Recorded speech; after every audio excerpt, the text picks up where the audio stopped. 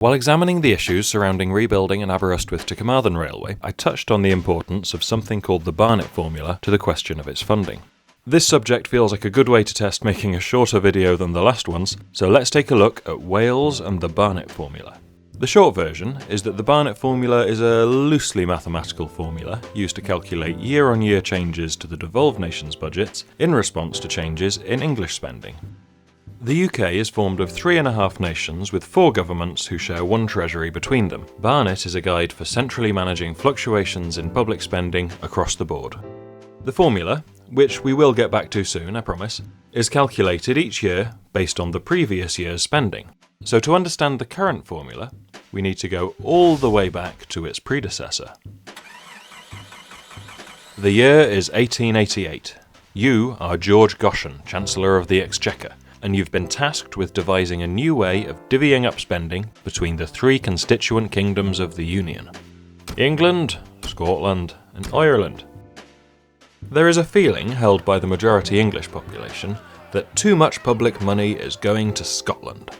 So, you refer to the territory's populations and their relative tax revenues before settling on a simplistic ratio: 80 to 11 to 9. For every pound leaving the UK Treasury, 80p would be spent in England, 11p in Scotland, and 9p in Ireland. Or rather, 16 shillings to England, roughly half a crown to Scotland, and something like a shilling, a sixpence, and a threepence to Ireland. I'm really glad we use decimal money now. The Goschen formula would somehow go on to survive Ireland's independence and partition, the eventual recognition of Wales's existence, and the wholesale collapse of London's empire. Apparently, none of these merited wiping the slate clean on the whole internal redistribution settlement thing. Just patch up the obsolete tool instead of replacing it with one for the new job.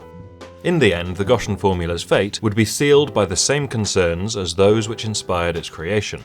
English people thinking Scottish people are getting more than they are. By the 1970s, divergence in the populations of England and Wales and Scotland, combined with the fixed ratio determined by Goschen, meant the UK Treasury was now routinely spending more per capita above the border than it was below it.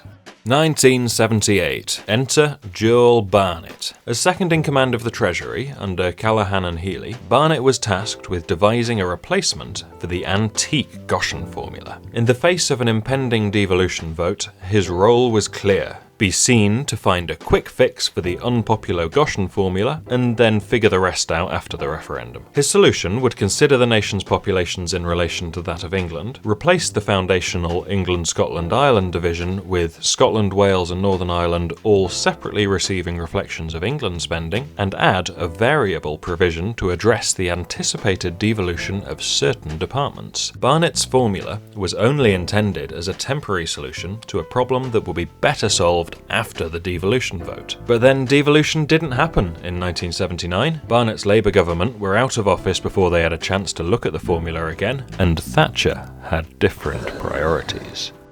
From its inception through to the eventual implementation of devolution, the Barnett formula would receive negligible scrutiny.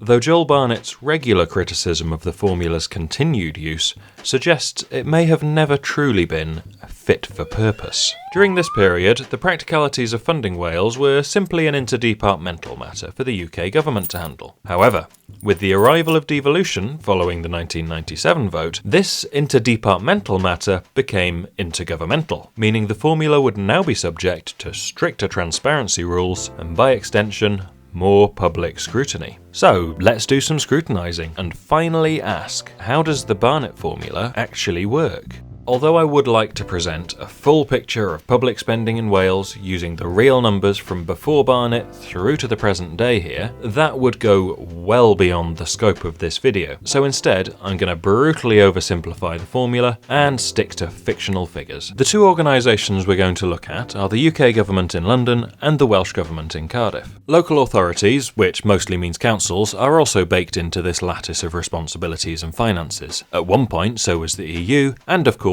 the population are the ones generating taxes and demanding stuff in return. These would all factor into a broader discussion of Wales's public finances, but thankfully we can ignore all but 2 to explain Barnett. The majority of Cardiff's budget is received in the form of an annual block grant from the UK Treasury. This is neither a fixed sum, nor is it a fixed portion of a changing sum. but rather changes year to year according to the Barnett Formula's application to a baseline figure. Last year's block grant forms the baseline to which the Barnett Formula is applied in order to calculate this year's block grant, which is then used as the baseline for next year's grant, and so on. What the Barnett Formula does is adjust Wales's block grant from its baseline figure in response to changes in spending by the UK Treasury on departments which are devolved outside England.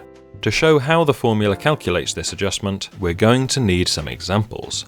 The process is broadly the same with decreases as with increases, but we're going to stick with increasing figures for these examples. Let's start with health, education and transport. Responsibilities for health and education are almost completely devolved to Wales, which means the Barnett Formula is, in effect, only using population figures to inform its calculation.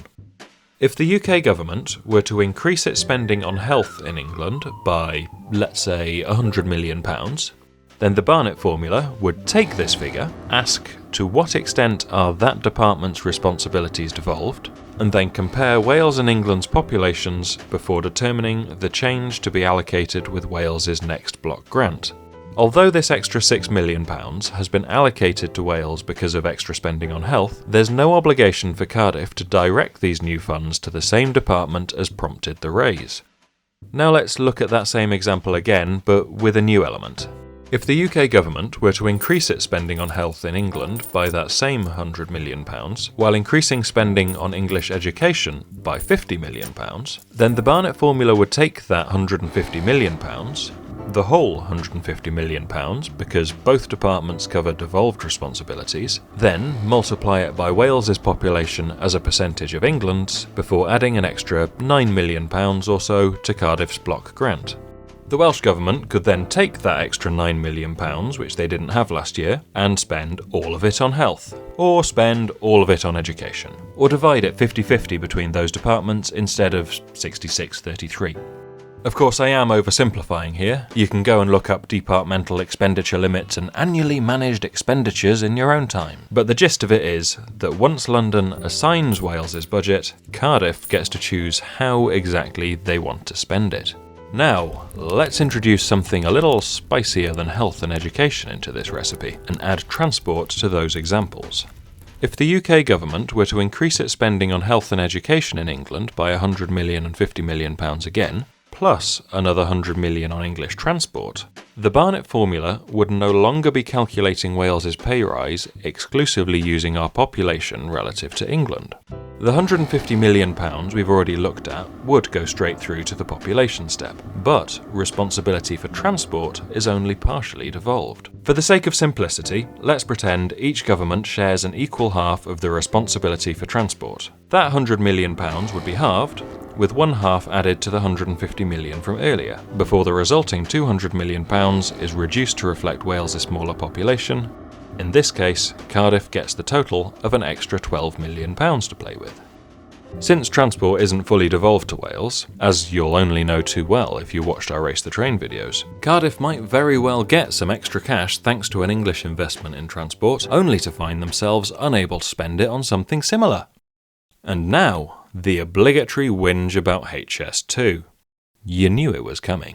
Let's say, hypothetically, that the UK Treasury agreed to spend £100 billion on a railway in England.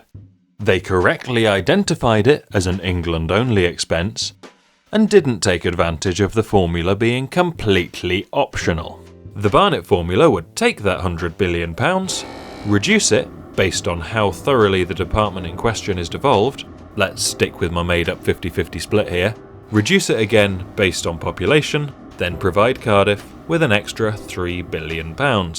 Cardiff could then share that money between Wales's health, education and transport departments, or any of the other departments. Those are just the examples we're using here. But despite that money being on their books thanks to a railway, if they wanted to invest it all in transport, they'd be forced to build roads because they aren't allowed to build railways for us. At least not unless they're extra sneaky and pretend it's a metro, even though it does look a lot like a railway. The Barnett Formula isn't to blame for this conflict of responsibilities, but given that this formula was devised with devolution in mind during the lead up to the first referendum, and since then so much has changed for the nations it describes as territories, especially since the second referendum, maybe it's time this obsolete tool was replaced with some entirely new arrangement. Ideally, one which resolves this standoff over responsibilities. It isn't just the Celtic colonies either, the formula has adapted to devolution too. Part of the reason I've abstracted its working so grievously is that the intricacies of Wales's financial relationship with London have seen so many changes over the last 25 years that a more thorough explanation would likely make Barnett seem like a footnote. One big improvement is that Wales is slowly being granted more financial autonomy, with some limited new borrowing and taxation powers introduced to alleviate dependence on the block grant. But this isn't a change to the Barnett Formula, it's a change to Wales's fiscal framework, which will now also need to be considered when determining the block grant. An example of how the Barnett Formula itself has changed since devolution is the new needs factor, introduced in 2017, which I'm also going to oversimplify. This accounts for the Holtham Commission's 2010 finding that for every £1 spent in England, Wales needs between £1.14 and £1.17 to provide the same service. So in effect, every extra pound the formula gives us now ends up being more like an extra £1.20 or so. Which is nice, sure, but we could do better. Together, these changes demonstrate that devolution has given Cardiff the ability to negotiate its financial settlements with London. And now that Wales can participate in the discussion, it might be time to consider overhauling Welsh public finances into something altogether unrecognisable. It would absolutely be in Wales's best interest to have the Barnett Formula replaced, ideally with something that doesn't let Westminster arbitrarily claim that an England-only project is benefiting Wales, or straight up opting out of paying attention to Barnett to avoid sending cash to Cardiff. Luckily, Goshen showed us this should be really easy. We just need to tell the English that it gives us more than they get. Oh, and one more thing. Since I wrote this, they've done it again. The HS2 thing. Some people call it Northern Powerhouse, some people call it HS3. Either way, it's money that Wales should be getting. So there's another reason that we should replace it. Because with the system as it stands now, this shit will just keep happening and Wales will keep getting deprived of money when we could have railways. Or whatever.